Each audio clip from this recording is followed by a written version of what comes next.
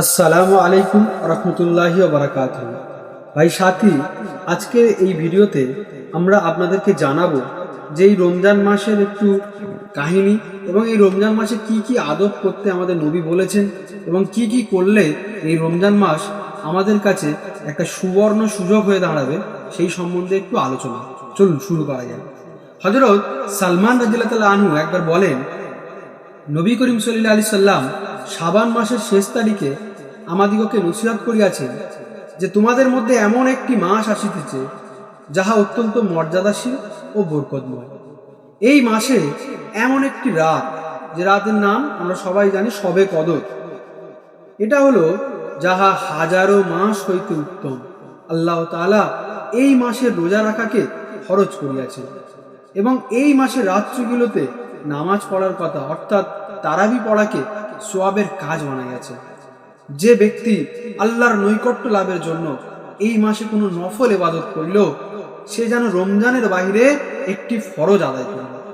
আর যে ব্যক্তি এই মাসে কোনো ফরজ আদায় করিল, সে যেন রমজানের বাহিরে ৭০টি ফরজ আদায় করিল। ইহা সবরের মাস, আর সবরের বিনিময়ে আল্লাহ তাআলা জান্নাত রাখিয়েছেন। ইহা মানুষের সহিত সহানুভূতির মাস। এই মাসে মুমিনের রিজিক বাড়াইয়া দেওয়া হয়।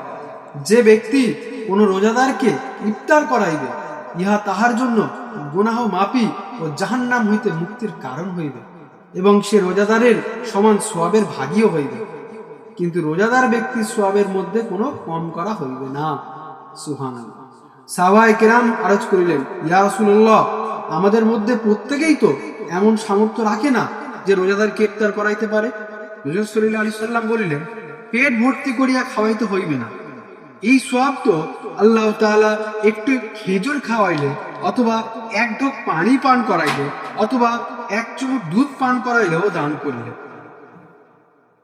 অর্থাৎ কি, অনেকে আমরা ভাবি যে আল্লাহ তাআলা আমরা তো সেই ক্ষমতা দেয়নি যে ইফতার করাইবো কোনো ব্যক্তিকে, কিন্তু আল্লাহ তাআলা নবী কি বলছেন যে তুমি যদি একটা খেজুরও খাও, এক চুমুক দুধও খাও, যদি এক ঢোক পানিও খাও, তোমার সেই সওয়াব দান করা হইবে। আল্লাহ পাক এত বড় গফুরুর রহিম, রহমানুর রহিম। ইহা এমন মাস যে ইহার প্রথম অংশে আল্লাহর রহমত নাজিল হয়, মধ্যের অংশে গুনাহ মাফ করা হয় এবং শেষ অংশে জাহান্নাম হইতে মুক্তি দেওয়া হয়। তার মানে কি, প্রথম অংশটা হচ্ছে রহমত নাজিল হয়, দ্বিতীয় অংশে মাগফিরাত, আর তৃতীয় অংশে হচ্ছে নাজাত। যে ব্যক্তি এই মাসে আপন গোলাম ও কর্মচারী বা খাদেমের কাজের বোঝা হালকা করিয়া দেয়, আল্লাহ তাআলা তাহাকে মাফ করিয়া দেন এবং জাহান্নামের আগুন হইতে মুক্তি দান করেন। এই মাসে 4টি কাজ বেশি বেশি করিতে থাকো। তার মধ্যে 2টি কাজ আল্লাহ তাআলার সন্তুষ্টি হাসিলের জন্য, আর 2টি কাজ এরূপ যাহা না করিয়া তোমাদের উপায় নেই।